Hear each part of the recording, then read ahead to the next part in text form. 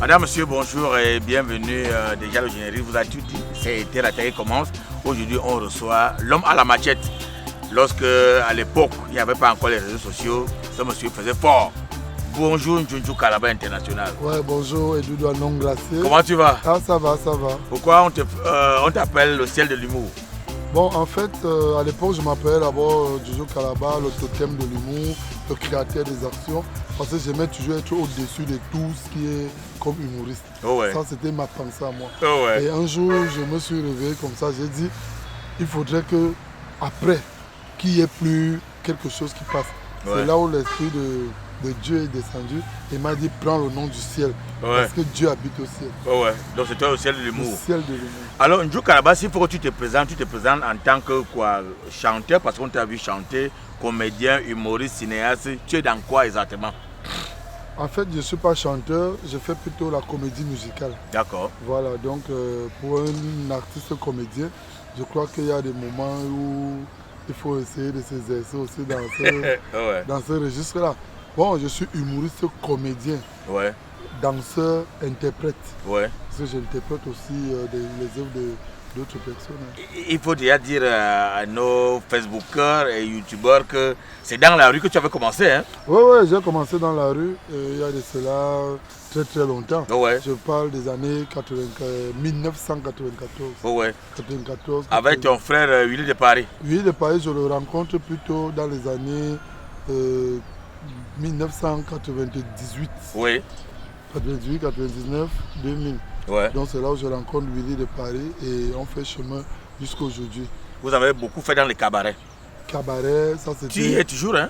Je suis toujours, parce que il n'y avait pas une vitrine pour les danseurs. Ouais. Et nous en tant que danseurs et humoristes aussi. Ouais. Parce que tu te rappelles toi-même à l'époque, tu venais souvent avec toute ton équipe au cabaret pour pouvoir faire des répétitions, dénicher de nouveaux talents. Ouais. C'est en fait ce même travail que je fais aussi avec la nouvelle génération des humoristes, des danseurs et des chanteurs. Voilà.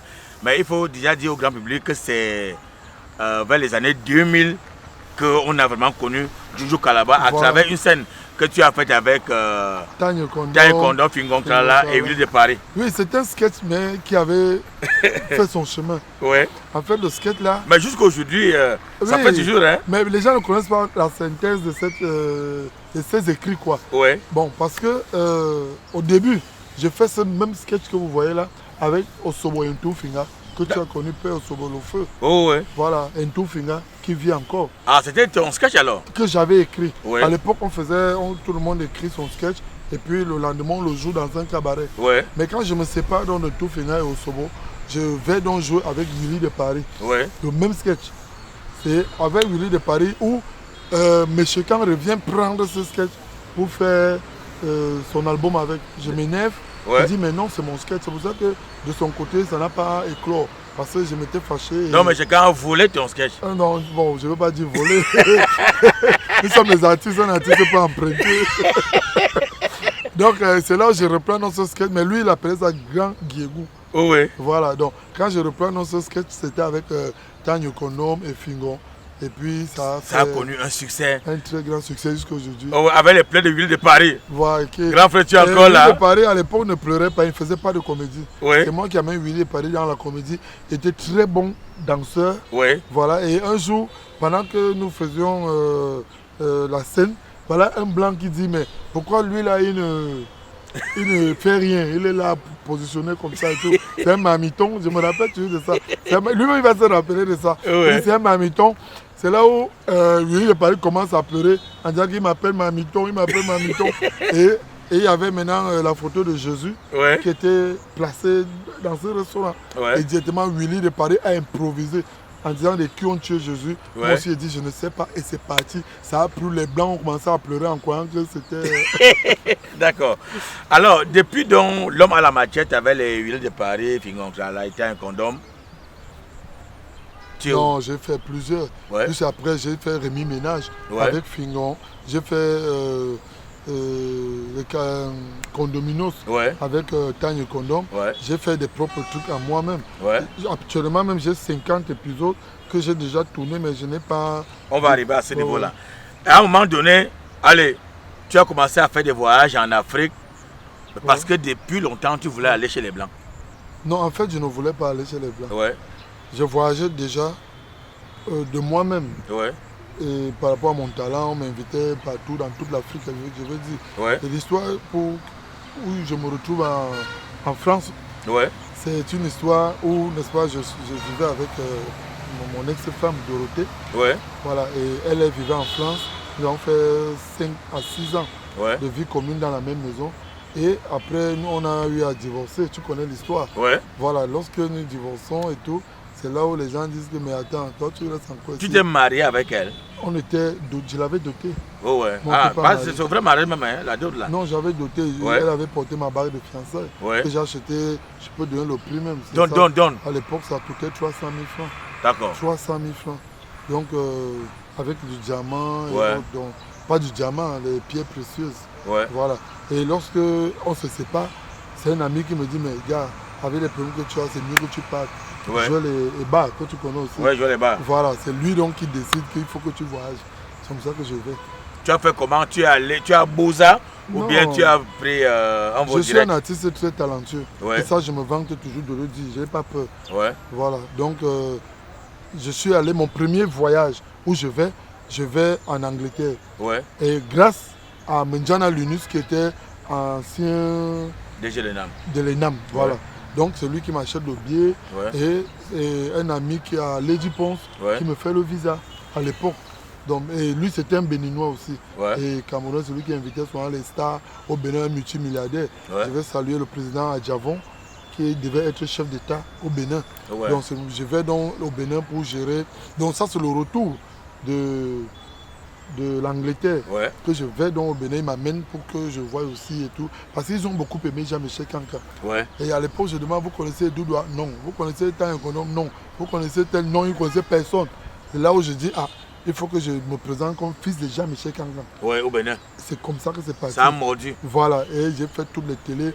Et jusqu'à aujourd'hui, je suis toujours le fils de Jean-Michel Kanka parce que mon humour est un peu comme Jean-Michel Kanka. Déjà avec la voix même. Voilà. Tu as raison. Je fais les choses qu'il faisait là. Après ça, tu vas en Europe. J'étais déjà. Oui, maintenant tu vas donc en France. Voilà. Là, quand je vais donc en France pour la énième fois, là, j'arrive bien, je suis reçu par ma famille, puisque ma famille, je vais d'abord te dire, elle est là-bas depuis près de 50 ans. Ta famille, c'est qui et qui? Ton père, ta mère? Je parle de ma mère, ma maman, elle a accouché tous mes grands frères, mes grandes soeurs en Europe. J'ai des soeurs, des frères métis. Voilà, donc j'ai des neveux métis, j'ai plein. Et là, quand j'arrive, voilà, c'est mon frère qui m'accueille et puis qui me dit, tu ne rentres plus, tu restes. Je dis que non, moi je vais rentrer, j'ai des cabarets au Cameroun, j'ai tout, mes enfants ici, sont là, au ce n'est Cameroun. pas facile. Voilà, il me dit que non, moi je te connais. Tu restes ici. Tu vas t'en sortir. Tu vas t'en sortir et je me suis en sorti jusqu'aujourd'hui. Voilà. Alors, j'ai 2 enfants aujourd'hui en France. Oui. Et les gars qui disent dans les bars là que quand on voyait Calabar au pays là, c'est que on l'a mis dans l'avion, on a dit au pilote ne regarde plus derrière jusqu'à ce que tu le déposes en Simalène. C'était quoi? Ça, j'entends seulement. Moi, j'entends seulement. Est-ce que tu as été rapatrié? Est-ce qu'on rapatrie un Français en Afrique? Je ne sais pas, parce que ça, c'est un monde à l'envers. Donc, tu as la nationalité française? Ok. Voilà, depuis déjà au moins 4 ans. Donc, tu vas en France quand tu veux? Le matin, toi et moi, on a souvent eu. On se voit aujourd'hui, le lendemain, je suis en France. On s'appelle et puis je suis là. Alors, la dernière fois que tu étais en France? Non, la dernière fois que je suis allé en France, c'est l'année passée. L'année passée? Oui, mais il y a 2 mois, j'étais en Belgique pour jouer au compte des Congolais. Une Gabonaise qui s'est mariée à Charleroi. Donc je suis allé et j'ai une famille aussi là-bas, mon grand frère qui est là-bas à Ivina. Et j'ai dit d'ailleurs bonjour aussi avec son épouse. Donc qui m'ont accueilli, j'ai fini et puis je reviens. Mais je ne veux pas passer ma vie. En fait, j'ai un système où je ne parle pas de moi. J'aime quand des gens parlent, moi ça me fait rire. Tu vois, des moments je gagne même ma voiture, je prends le taxi. Je suis dans le taxi. Oh, il a chuté. Voilà, pour essayer d'entendre comment ça se passe et tout. Quand je viens sortir ça, ça devient autre chose. Voilà. Et maintenant, tu es régulier au niveau du ministère Et beaucoup ne savent de la clôture. Tu y fais quoi? En fait, je suis le coordonnateur national du pôle art de la rue. Coordonnateur national du pôle art de la rue. C'est-à-dire quoi? C'est-à-dire, c'est moi qui encadre les humoristes, les comédiens, les mascottes, les mbolémans, ceux qui tapent le mbolé. Donc les gens qui font le spectacle de la rue. Le spectacle de la rue. C'est ça qu'on dit pôle art de la rue, l'art de la rue. En fait. Donc, comment tu as fait pour devenir coordonnateur national? Tu es venu un jour, celui qui était là, n'était pas là, tu t'es assis, tu as dit c'est moi. Non, ça ne se passe pas comme ça. Ça se passe que je dormais. Moi, j'ai d'abord cru que c'était une blague. On m'appelle, on me dit que voilà. Et j'étais même avec Jocelyne Bizarre, ma fiancée. Donc, Jocelyne Bizarre est ta fiancée actuellement? Depuis. C'est bien de le savoir. Nous sommes ensemble depuis des années. D'accord. On a décidé de se fiancer. Bon, on restait là. D'abord? Oui. D'accord. Ne me pousse pas à sortir la matière. Non, il n'y a pas une autre question. C'est toi qui as commencé à parler de ça. Moi, je ne parle pas de la vie privée déjà. Donc, alors, dit maintenant. Donc, c'est de là-bas, quand on voyait Jocelyne alors, Bizarre, on m'appelle. Madame Jojo Kalaba. Il faut qu'il fasse cette petite vie là. Oui, tu dormais chez toi. Je dormais chez moi avec elle et puis on appelle, on dit il faut que tu viennes au ministère parce qu'il y a une très grande réunion. Voilà, c'est toi qu'on a choisi sur le poste de coordonnateur. J'étais d'abord coordonnateur départemental. Oui. Et puis on m'envoie à la nationale. Donc on t'a coopté. Il n'y a pas eu élection. Non, il n'y a pas des élections. On voit, c'est ce qui mérite. Oui. Ce qui mérite. Il y a Aïssi le Dieu qui est là. Tu vas aller faire.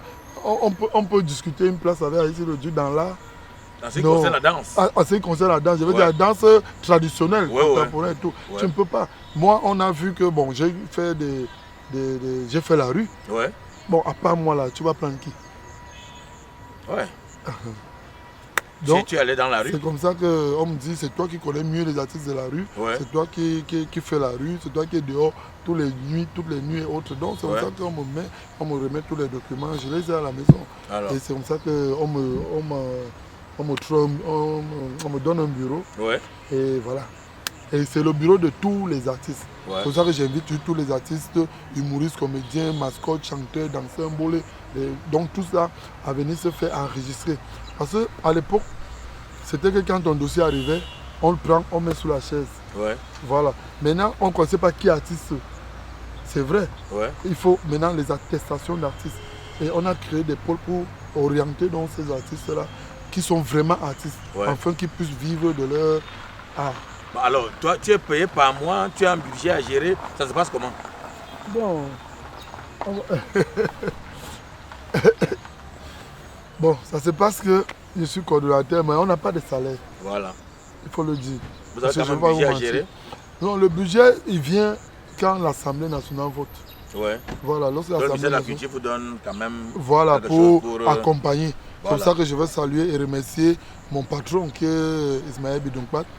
Voilà, le docteur, donc, et pour tout ce qu'il fait. Parce que je pense que depuis qu'il est là, les choses changent un peu, mais les gens ne croient pas encore. Parce que beaucoup de gens doutent toujours en croyant que c'est toujours l'ancien système. Non, ce n'est plus l'ancien système. Moi-même, je n'avais jamais imaginé me retrouver dans ce poste ou alors organiser une soirée au musée national. Voilà, donc il y a plein d'opportunités, mais beaucoup doutent toujours. Donc venez au ministère et venez vous faire enregistrer dans vos différents pôles. Il y a des festivals en vue, il y a quoi en vue quand on vient là-bas au pôle art de la rue? Bon, quand on vient au pôle art de la rue, on se fait enregistrer dans tous les pôles. On se fait enregistrer, mais vous avez l'avantage que lorsqu'il y a des festivals, que ce soit moi j'organise des festivals, même en Italie, même hier encore j'en parlais avec Nadine Onana qui se retrouve en France. Elle me demandait de venir organiser un festival à Rennes. Donc à Reims, pardon, c'est à Rennes et Reims. Donc elle me demandait de venir, je lui disais ok, il n'y a pas de souci. Lorsque je remonte en France d'ici 2 mois là, je viens chez vous et puis on s'assoit, on voit comment on organise. Donc ils ont déjà la possibilité même d'organiser leur propre spectacle. Sans qu'on les dérange. Donc, exemple, tu veux faire une soirée dédicace de ton album, on te loue la salle, on te trouve la salle. Et puis bon, il y a plein d'avantages en fait. D'accord. Ça, vous ne regrettez pas. Bon, maintenant, en ce qui concerne tes activités personnelles, le public doit s'attendre à quoi? Moi-même. Dans les tout prochains jours. Tu as dit que tu avais... Trop de spectacles. Oui. Il y a trop de spectacles. D'abord, Bon, il y a aussi trop de trucs. Déjà, je tourne avec un défaut premier. Oui, on a vu ça au niveau des réseaux sociaux. Oui, c'est depuis. Et c'est pas aujourd'hui que je tourne avec un défaut. Ouais. Parce que les gens ont dit, oh, Kalaba est fini, il est parti s'accrocher sur un défaut. Ah non, ça défaut. On est habitué à dire ça. C'est depuis 2000 ouais. que je tourne avec un défaut. Ouais. C'est-à-dire, je suis comme ça. Un jour, il y a un voice où j'avais invité les artistes à mon anniversaire et tout. Défaut était venu, il était quitté de Bafoussam. Moi, je ne le connaissais pas. Donc, il est venu, après, il est rentré, il n'a pas mangé et tout. Il a donc fait un voice et a envoyé ça dans le groupe WhatsApp. Ouais. Je crois qu'il y avait un groupe, je ne sais pas comment le voice a fait pour se retrouver, ou c'était un groupe WhatsApp. Ça a tourné en boucle. C'était pas, oui, ça tournait en boucle. Ouais. Bon, et là, il m'indexait. J'ai pris dans ce voice, je lui ai renvoyé ça. Ouais. Sans rien dire. Ouais. Le gars m'a rappelé, me dit, pardon grand frère, vraiment, c'est que le gars, non, c'est pas un problème. C'est comme ça que le contact est. Oui, vraiment, voilà. Et après, il descend, on fait des tournages. Ouais. On a fait plusieurs tournages qui ont marqué même. Bon, et actuellement, quelles sont tes relations avec Ville de Paris, Fingontala, je peux répondre 2 minutes. Allô? Oui, entre. Je suis à l'intérieur avec Doudoua. C'est mes relations. Ouais. Tu parlais des relations. Ouais. Ouais, entre. Tu demandes seulement. Entre.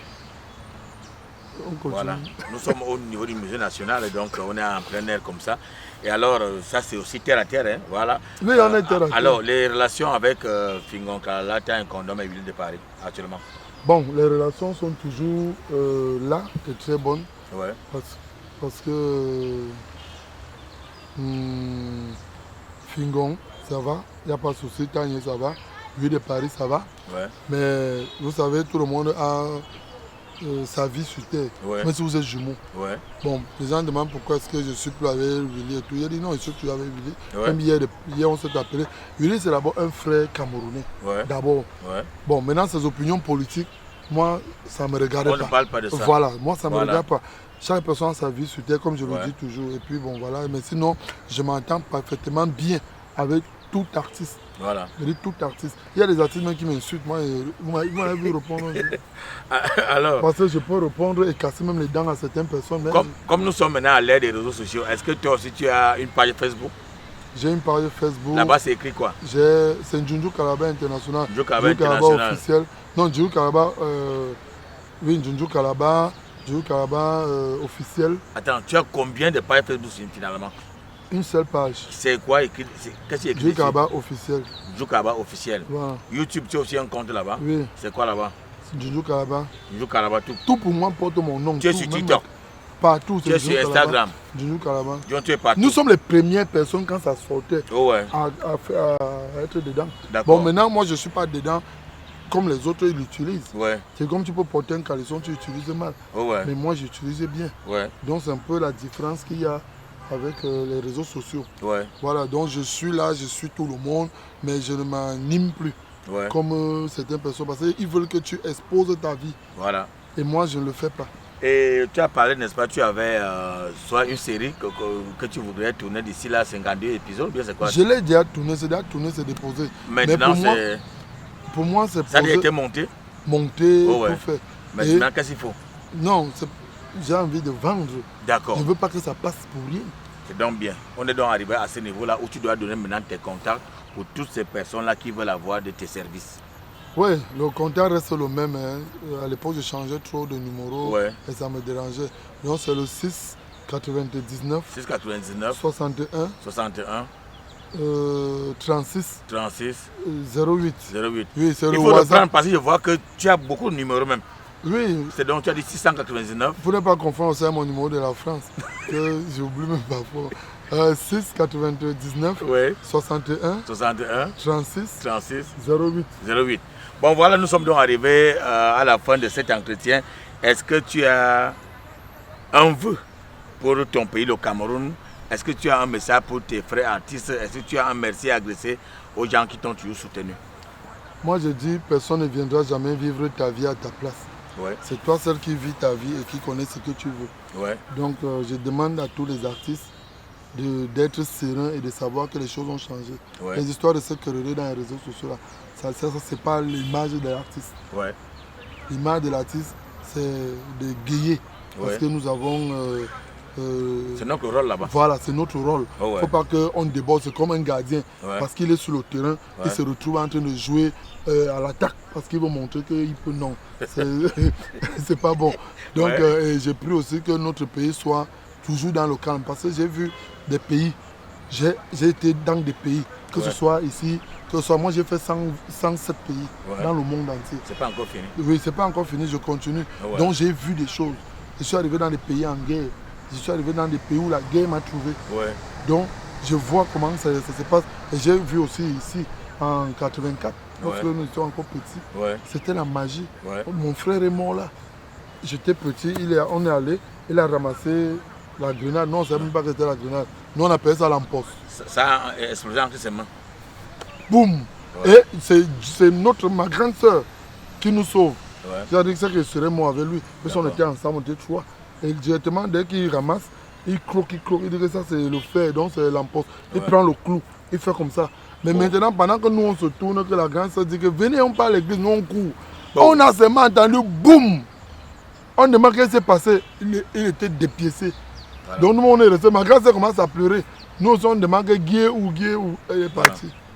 Donc vous comprenez donc que nous devons tout faire pour que la paix règne toujours au Cameroun. Et savoir que personne n'a fait un concours pour naître ici au Cameroun, alors que tu sois du sud, de l'est à l'ouest. Voilà. Nord, sud, sud-ouest, nord-ouest, nous, littoral, nous sommes tous des Camerounais. Aimons-nous et puis Dieu va faire le reste. Merci mesdames et messieurs. Nous sommes arrivés donc à la fin de cet entretien. C'était le Terre-à-Terre ce samedi avec Junju International, le ciel de l'humour. Bye bye, à samedi prochain, s'il plaît à Dieu.